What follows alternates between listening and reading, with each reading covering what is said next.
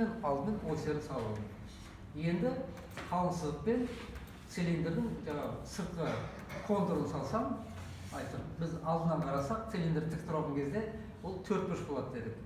Мен қазір сол 4 бұрышты салайын. 5 мм.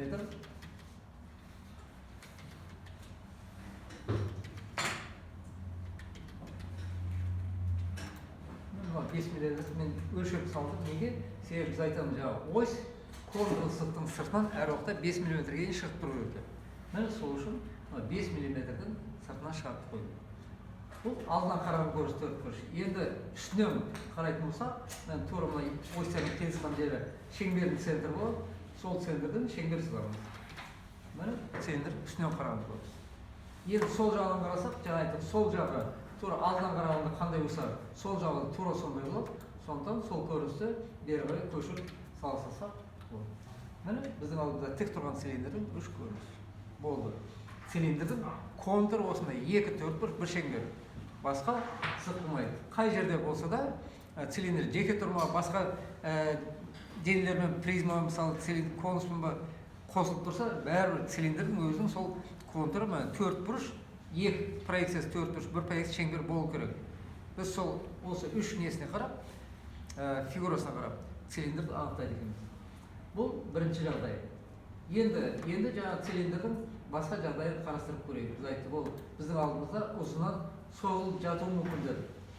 Мен енді автокадтың қасиеті ол бар нәрсені көшіріп, әртүрлі амалдар орындай беру болады. Мен жаңадан қайтып салмаймын, мына жаңа сызған цилиндрді бар, соны көшіремді, жай несін жағдайын өзгерте саламын. Бізде цилиндр тік тұр еді, қазір енді оны жатқа саламын. Бұлай айландырып жүрсем. Міне біздің цилиндр ұзынан соғылып жатыр. Енді осы 3 көрінісі қазір дұрыс па? Или бір жері қатесі бар ма? Қараңызшы, алдынан қараған көрініс, үстінен қараған көрініс, сол жағынан қараған көрініс. Бәрі дұрыс па? Бәрі дұрыс па? Қай жер дұрыс емес? Бірінші проекция, екінші проекция, үшінші проекция. Сол жақ көрініс. Қайда болады сол жақ көрініс? Алдынан қараған көрінісінің тұсында ма? Мына жерде. Міне 3 көрініс деген осы. Осыны білуіміз керек. Жаңа мен айтып отырмын, балалар қанша айтып отырмын, келеді де, жаңа әр жаққа шашылып жатады. Ол дұрыс емес. Әр қайсының өз орны бар, нақты орны бар. Но бірінші проекция, фронталь проекция, немесе алдынан қараған көріс, мынау үстінен қараған көріс, мынау сол жағынан қараған көріс. Бәрінің бір-бірімен проекциялық байланыс деген бар. Егер мен бір нүктесін алып байланыс сөндірсем, жаңа басқа проекциясында тура сол сызықтың бойында келесі екінші немесе үшінші проекциясы болады. Міне бұл жаңа біздің алдымызда цилиндр соғылып жатыр. Екінші жағдай. Енді үшінші жағдай, цилиндр табанымен бізге қарап тұр дейміз. Қазір сол жағдайда қарастырайық. Міне табаны тура бізге қарап қояйық. Міне енді қараңдар бар. Тағы да цилиндрдің 3 көрінісі. Енді бұл жерде ойланып көріңдер. Бәрі орында тұр ма, дұрыс па? Дұрыс болмаса қай жер дұрыс емес? Қараңдаршы. Қай жер келіспей тұр? Үстіндегі горизонталь түрі астында тұру керек. Міне, цилиндр бізге қарап тұр, үстінен қарасақ, ол бізге қарай соғылып жату керек. Мынау көрініс орында тұрған жоқ бұл жерде, ол жақ шетте ештеңе болмайды еш уақытта. Сол үшін бұны қазір айналдырамыз да, қазір бұлай айналдыра салып, сөйтіп орнына апарып қоямын.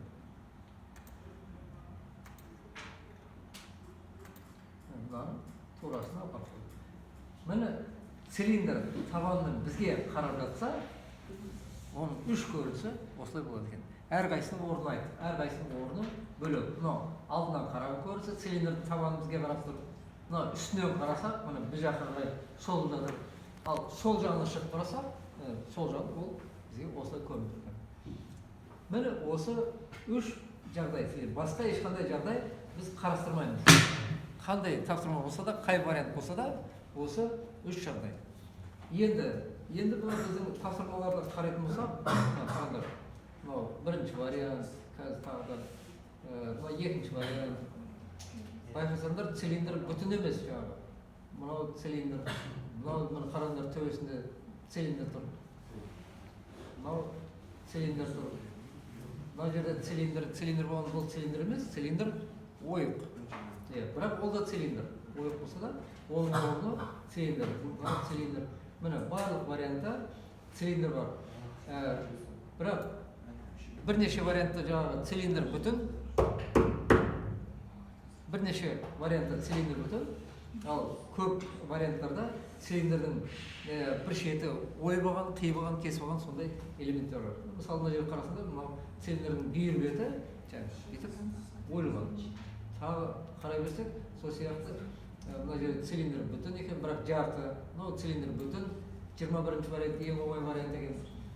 Мына жерде қараңдар, табан жағының ішке қарай ойып кесіп алған. Міне осындай ойық қиықтарды қалай орындаймыз, қалай сынамыз, соны түсініп алайық. Жақсылап тыңдап алыңдар.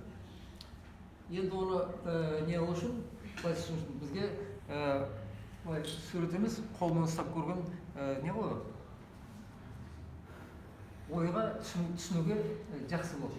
Сондықтан мен қазір былай көрсетейін, қарап тұрыңдар. Ана жақта кім сөйлеп отыр? Гүж-гүж деп,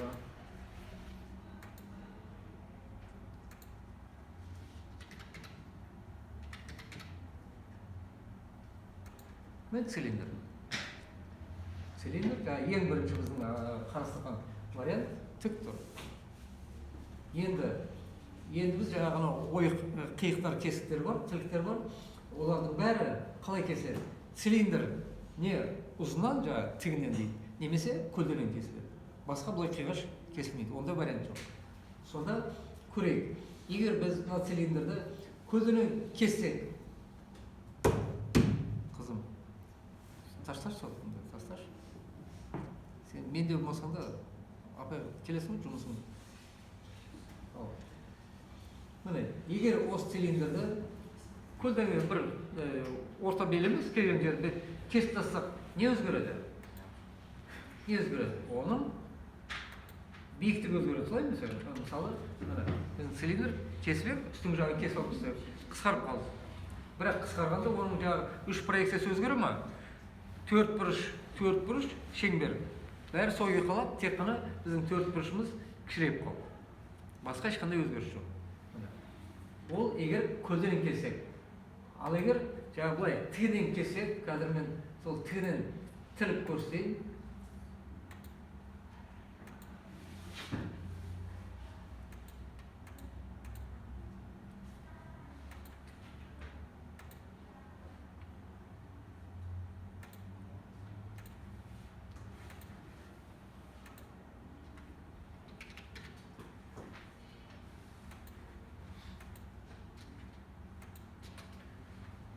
Tamam, ciddi oldu.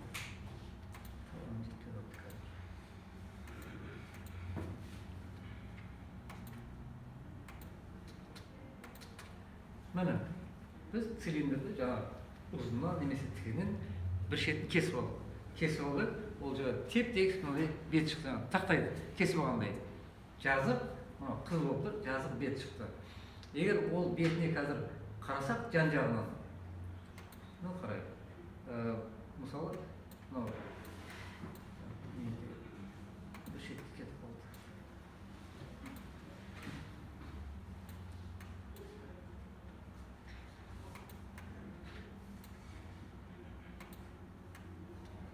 Міне, жанынан қарасақ, жаңа бір шетін кесіп алдық қой. Мына жерде ортасында ойыс кетіп отыр. Сол ойыстың енді мынау оң жағы цилиндр бүтін, ал мына жағы келте болып қалды. Біз кішкене кесіп қойдық. Енді үстінен қарасақ, қазір мен былай шығарып қойайын. Міне, үстінен қарасақ, бізде үстінен қараған шеңбер ғой. Міне шеңбердің бір шеті қиылған. Себебі сол жерден біз цилиндрді ұзынан кесіп алып тастадық. Ал енді сол қиылған беті бар. Сол бетіне тіке қарасақ, немесе сол жақ көрініс деп сол жағын шығып қарасақ, міне біздің цилиндр мынандай болады екен. Мына сонда төрт бұрыш, жаңа біз цилиндрді тіліп шықтық па, сол тілген беті жап-жазық, теп-тегіс беті шығады, мына қызыл болып өсіп болып тұр. Мына жасыл, ол цилиндрдің ар жақ беті, ол бүтін, біз ар жағына тиген жоқпыз. Тек қана төрт бұрыш сол кесілген беті болады. Енді осыны біз жаңағы үш проекциядан немесе үш көрісі салып көрейік. Біздің цилиндр тік тұрған жағдайы. Енді бұл жерде кесетін болсақ, жаңағы бізде тапсырмада айттық қой, әр жері ойылған, табан жағынан немесе орта белінен немесе бір бұрышынан сол тілінген жерді салған кезде мынау үш көріс салды дейді. Ең бірінші тіліктің пішіні немесе профиль дейді. Профилі қай жақтан нақты көрінетін болса, сол көрісті сызамыз. Міне жаңағы алдында бізде цилиндрді мына шеттен біз былай қарай кесіп алдық. Міне біздің тілік осы жерден өтеді. Сонда цилиндрдің мына беті жоқ, міне шетін алып тастадық, және мына шеті ол да жоқ. Міне қалған. Мынаны да шет-шетін өшіп тастайық. Мен сонда екі көріністе шығатын осы екен. Мына сызық ол жоқ. Себебі біз ол цилиндрдің шеткі контуры, біз ол жағын бәрін кесіп тастадық. Міне алдынан қараң көрінісі, үстінен қараң көрінісі. Енді біз осыған сол жағынан қарайтын болсақ, сол жағынан қарап тұр деген, біз мына шеттен цилиндрге тура мына кесілген бетке қарап тұрмыз. Былайынан кесілген бетке қарап тұрмыз. Сонда біз ол осы бетін қай жақтан сол жақ көріс мына жерден көруіміз керек. Оны көрген кезде ол тілінген төбесінен табанына дейін толық тілінді. Олай болса, жаңа біз айттық қой, төрт бұрыш шығады. Сол төрт бұрыштың үстіңгі қыры цилиндрдің төбесінде, астыңғы қыры цилиндрдің табанында, ал оның ені, төрт бұрыштың ені мына жерде болады екен. Біз мына өлшемді шеңбер түзсықпен қиылысына, сол қиылған жердің өлшемі сол мына төрт бұрыштың ені болады екен. Біз осы өлшемді өлшеп алып, мына жерге ешкім тыңдап отырған жоқ. Бір-екі бала көріп отыр, тыңдап отыр. Олар сызып жатыр, терезе сол. Енді осы 29-28 жазылып тұр, ол әртүрлі бола береді ғой. Несіне вариантқа қарай, өлшеміне қарай. Соны өлшемді біз не істейміз? Біз циркульмен өлшейміз. Циркульмен ойыстен жаңағы шеңбер қиылды ма, қиылған жер. Міне осы жерге өлшедік. Сонда кесінді, ол шеңбердің диаметрі болады. Енді осы өлшемді сол жақ көрініске апарып қойсам, сонда біздің тілінген беттің екі шеткі сызығы, тілінген цилиндрдің беті тілінген сызықтар. Бұлай өт, мына шеңбердің екі шетіне түседі. Мынаны алып тастаймын. Міне жаңағы алдында мен көрсеткен 3D модельде көрсеткен цилиндрдің үш көрінісі бізде форматта осылай сызылады екен. Сонда біз ең алдымен жаңа айттым, тілінгенде сол тіліктің пішіні немесе профилі қай жерде көрсе, алдымен сол жақты сызамыз. Мына жақты. Бұл болды. Енді біз цилиндрді жаңағы көрдік, екі көлденең ұзынан тіліп көрдік. Енді бұлай көрейік. Тағы бір цилиндрді қасына салып қойайын.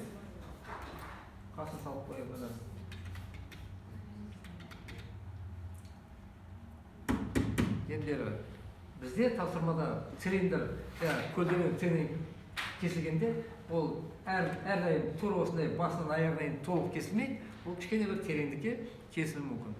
Сәл ғана. Ол кезде қалай болады? Былай істейік. Мысалы, мынау екеуі бір цилиндр дейік. Сол бір цилиндрдің тілінген, ұзынан тілінген жағы сәл қысқа, толық биік емес, бір 20 мм болсын дейік. Ал мынау цилиндр сонда қалғаны бүтін мен мына цилиндрді қазір 20 миллиметрге мына қысқарттым. Біз көлденең кестік. Кескен кезде мына цилиндр табаны шеміріп қалды. Енді мына цилиндр бұл мен оны былайынан кесейін.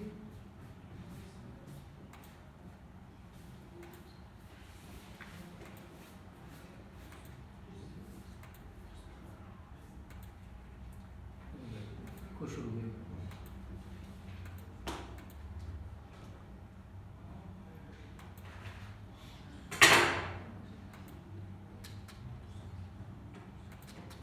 Міне мынау тілінген ұзыннан тігінен тілінген цилиндр, ал мынау бүтін көлденең тілінген.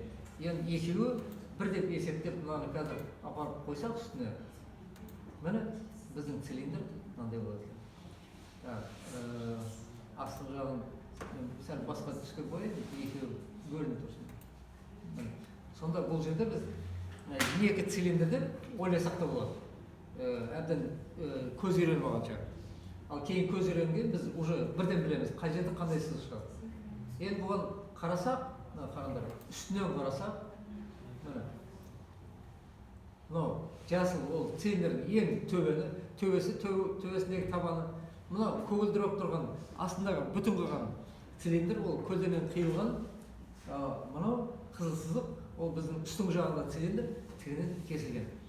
Бұл үстінен қараған. Егер алдынан қарасақ, міне біз цилиндрді мынау шеті кесіліп алған жерін профиль тұру үшін көріп тұрмыз. Профиль. Сонда біз ең бірінші осы көрінісін салады екенбіз. Бұдан кейін үстінен қарап көрсіз. Ал енді осыған сол жағына шығып қарасақ, міне осы цилиндрдің сол жағына шығып қарасақ, бұлай болады. Мынау астыңғы жағы бүтін цилиндр, үстіңгі жағы мынау беті тігінен қиып алынды. Мына жерде арасында сызық жоқ. Себебі екеуі бір бүтін цилиндр. Мен қазір ол екеуін біріктіріп жүрем, сонда көресіңдер. Екеуін біріктіріп жүрем. Бір қараңдар. Мынау көгілдір болып тұрған цилиндр. Ал мынау қызыл болып тұрған жаңа тігінен көлденең кесіп алды. Бұл осылай тілінген цилиндрдің көрінісі. Енді біздің үш көрінісіміз бар ма? Сол үш көрініске келіп салатын болсақ, былай дейік. Біздің цилиндр қазір толық кесілген жоқ, бір берген бір мөлшер тереңдікке. Қазір жоғарыдан 20 мм қысқарта салайын. Мынау қызыл жоғары қарай міне. Мына жерден соз берейін. Соз берейін, мына жерге былай сызып берейін. Міне біздің мынау цилиндрдің жаңағы бір шеті қиылған жағдай. Енді осы цилиндрдің үш көрінісін салатын болсақ, үстіне қарағанда бізде енді біздің цилиндр төбесі қиылған, ал астыңғы жағындағы табаны бүтін ғой. Сол үшін үстінен қарағанда шеңберді біз толық көреміз. Міне шеңбер толық тұр. Мына кішкентай бөлініп тұрған, қызылмен бөлініп тұрған. Ол мынау жері, ол тепек сияқты болып. Енді сол жағына жіберсек, міне байланыс суын былай қарай тартсақ, сонда біздің сол жақтан қарағандағы, айттық қой, ұзыннан тілінетін болса, ол төрт бұрыш фигура шығады деді. Міне біздің төрт бұрыш фигура мына жерде былайдан шығады екен. Міне үш көрініс осылай болады екен. Өздерінде енді бір варианттар, бірнеше вариант осындай бар. Тур осындай жағдай кездесіп қалғанда, осыны өз пайдаланады екенбіз. Ол пайдаланғанда, мысалы сендерде мысалы цилиндр мынандай қиы бар, бірақ ол тік тұрған жоқ. Ол ұзынан солып жатыр. Олай болса біз не істейміз? Осыны аламыз да, бұра саламыз. Бұлай 90 градусқа бұра салсақ, бір қараңдар. Мынау ойылған жері, алдынан қараған көрісі, үстінен қараған көрісі, ал сол жағынан қараған көрісі, мына шетіне шығарып берсек, болды тек қана бізге мына сызық не болады? Көрінбей қалады. Себебі біз мына шеттен сол жағынан қарасақ, ол ойылған жер цилиндрдің ар жағында жатыр. Сонда мына көрініс мына шетке шығады да, мына сызық көрінбейтін болып қалады. Болды. Міне осыны сөйтіп біз пайдалана екенбіз. Бұл мынау енді тек қана өлшеу өзгеруі мүмкін, ал басқа біздің осы шыққан сызықтар бәрі сол күйі шығады. Бұл бірінші вариант. Енді келесі тағы бір вариант қарап көрейік. Міне бізде цилиндр ұзынан солып жатыр. Мен қазір өлшеуді тағы бір орта белінен ой болады.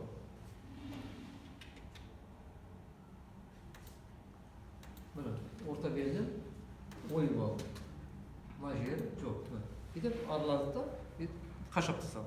Сонда мына беті үстінен қарасақ, ол теп деген жазып, тағы да біз төрт бұрыш көреміз. Енді сол төрт бұрышты біз үстінен қарасақ мына жерден көреміз, ал сол жағынан қарасақ, мына жерде ол жаңағы цилиндрді былайдан кесіп өтіп жатыр. Сол салайық.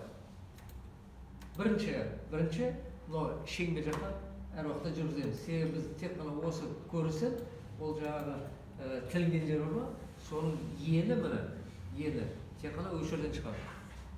Мына жерден басқа жерде ол ені көре алмаймыз. Енді мына жер тілін түсті ме, цилиндр мынау тура осы деңгейде, мына жерде беті тілін түсті. Ол бізге мынау сол жағынан қарап тұрмыз. Ол насыз бізге көрінер ме? Көрмейсің ба? Ол жаңағы цилиндрдің мына бүтін жері бар, сол бүтін цилиндр ар жағында жатыр. Сондықтан мына жердегі сызық ол бізге көрінбейтін етіп штрих сызықпен сызып қоямыз. Міне, ол бізге көрінбейді.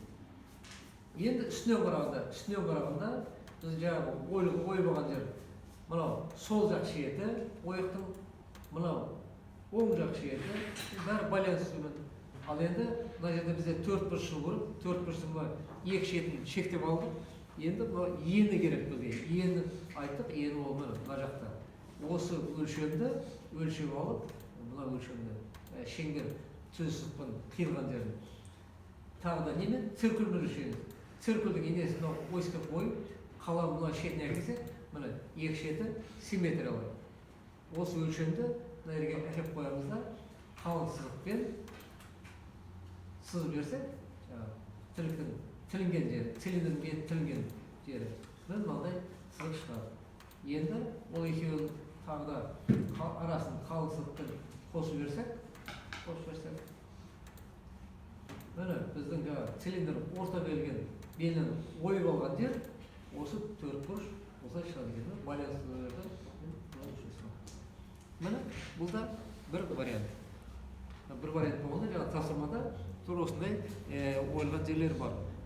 Онда тура өсіп, мына мысалы қараймыз да, ой басқаша орналасса, мынаны жаңағыда бетіп бұра саламыз.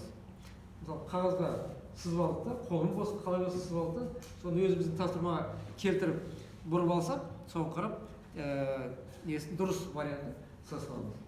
Болды. Бұл екінші вариант. Енді үшінші тағы бір вариант көрейік. Үшінші вариант, мен жаңа айтып отырмын, ең алдымен біз тілінген немесе ойылған жерді профилі қай жерден көрінетін болса, бірінші соны саламыз. Мына жерде мынандай мысал болсын. Мынау цилиндрдің табанынан ішке қарай ойылып алынған болсын. Қазір сол ойықты жерге саламыз.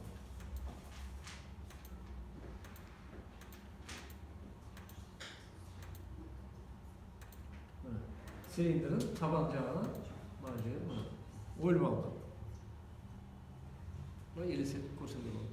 Егер керек десеңде жаңағы тірідесін сызып беремін. Сызып берейін десе сұрамайсың.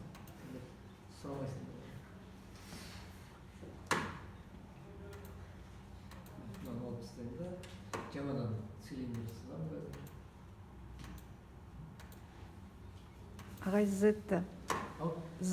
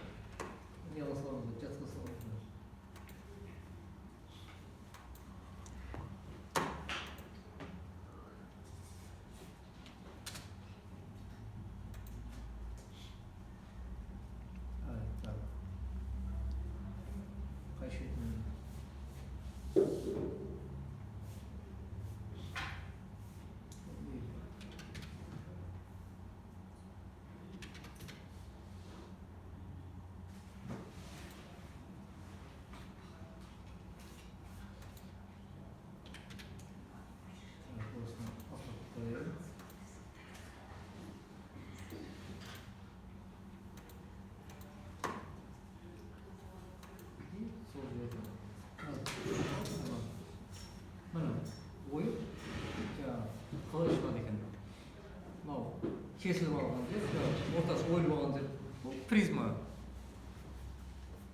Енді осының несіне қарайық, жан-жанына.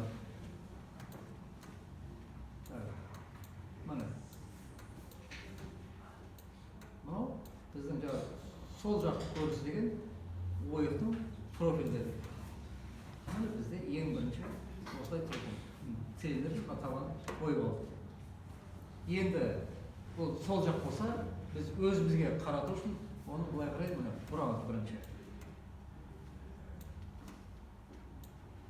Енді мына цилиндр табанын бізге қарап тұр. Содан мынау үстіңгі жағыға да қарадым. Козырек сияқты үстінде қалды, және мынау табанында қалды. Ал ортасы қып-қызыл болып тұрған, ол жаңағы ойылып алған жердің ішкі қабырғасы, табан. Бұл алдынан тұрады. Енді үстінен қарасақ, міне, мынау козырек келе жатыр. Сол козырек астындағы қалған бөлігін толық жамады екен, себебі бір-бірі симметриялы. Мына шеті кесіп алды жоқ. Неге? Себебі қараңдар, мына жер біз ойып кесіп алып тастадық. Ол жер жоқ. Цилиндрдің мына шетіндегі контур жоқ. Міне үстінен қарағанда ол былай шығу керек. Енді осыны біз қазір жаңағы үш көріністе салуымыз керек. Салайық.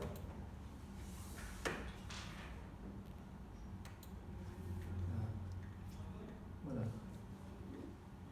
Ең бірінші жаңағы ойықтың профилін салып алдық. Енді байланыс жүргіземіз де, міне жаңағы айттым ғой, қай көріністе шеңбер болса, бірінші соған жүргізіп алу керек. Міне шеңберге қарай байланыс жүргізіп. Сонда мына екі сызықтың арасы, ол жаңағы ойықтың бірі үстіңгі мынау табаны, мынау ойықтың мынау төбесі потолок, мынау табаны, пол. Екеуінің арасында ол мынау жаңағы ойықтың ішкі беті тік тұрған, міне беті. Болды. Енді үстінен қарап көрсете салатын болсақ, мынау ойылған жер, ол бетіп айланып, мына жақ келеді, астыңғы жағына. Бұрғанда солай бар, бұлай бұрғылар. Игеріп координат. Олай болса, біз осы шетіне ішке қарай тереңдік береміз қазір. 20 мм алатын ол әрбірдік әртүрлі болады. Осы жерге дейін келеді, мынау ойылған жер. Енді мынау цилиндрдің беті жаңағы тілінген жер. Тура бағалайды. Бағана біз сырт жағын кесіп алып тастақ, енді ол теріс қарай іш жағын. Мен сонда түздім, шеңбермен қиысқан жерінен бері қарай байланыс түсін түсірсек, сол жерде қалың сызық пайда болады. Ол сызық цилиндрдің беті қиылып түскен сызық. Цилиндрдің бетіне былай көп болады. Мына жердегі цилиндрдің беті қиылған сызық таптық. Енді мынау байланыс түрлерін алып тасталаймыз. Енді үстінен қарап көрсе, қай сызық бар, қай сызық жоқ, соны анықтайық. Мынау цилиндрдің ең төбесіндегі контуры, ең төбесіндегі шеткі очерк сызық дейді. Бұл сол жағын қарағанда, алдынан қарағанда, ол мынау шеңбердің ең төбесіндегі нүкте. Бұл жерде цилиндр бүтін бар, міне. Бір табаннан екінші табан толық цилиндр бүтін. Олай болса, ол мына жерде цилиндр толық бүтін болады. Арасында ешқандай шектеуші сызық болмайды. Цилиндр толық бүтін. Бірақ мынау сызыққа келіп тіреледі неге? Себебі ол төбе жағы мынау. Козырек қой, козырек міне осы жерде бітті. Ары қарай неяқта біз кесіп алдық. Ол жерде мына жерде цилиндрдің бетіндегі очерк сызығын алатын болсақ, жасаушы сызығы. Ол қай келеді? Ол міне шеңбердің шетіне келеді, сол жақ немесе оң жақ шеті. Оған төмен түсірсек, міне, сонда мына сызық тура мынау ойылған жердің табанына дейін, мына жерде ол сызық жоқ. Сондықтан мына сызықты біз алып тастауымыз керек. Сызық жоқ. Мына сызықты да алып тастадық. Енді мына жердегі цилиндрдің табанында ол да толық кетіп қалды. Біз оны кесіп тастадық. козырекке дейін козырекке дейін орында қысқарттық. Міне біз үстінен қарасақ, целин үстінен қарасақ, мына жағы, сол жақ шеті бүтін екен, ал мына жері ортасы ойлаған кезде ол былай кесіліп қалады.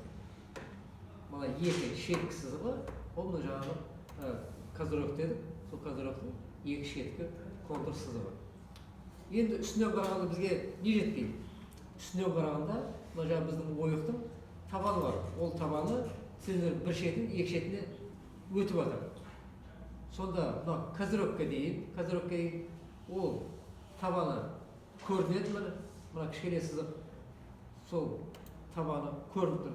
Ал козырек астына өтіп кеткен кезде ол бізге көрінбейді. Олай болса, ол жерде біз көрінбейтін сызықпен сызып көрсетуіміз керек. Жаңағы ойықтың табаны. Міне үш көрініс осылай болады. Бұл мысалы көрсеттім, ал енді тапсырмада жаңа айтып отырмын. Тура осылай басқа жағдайда орналасуы мүмкін. Егер олай ақтарып қарап көрсек, қазір қарап көрейік, қай вариантта ондай бар екен.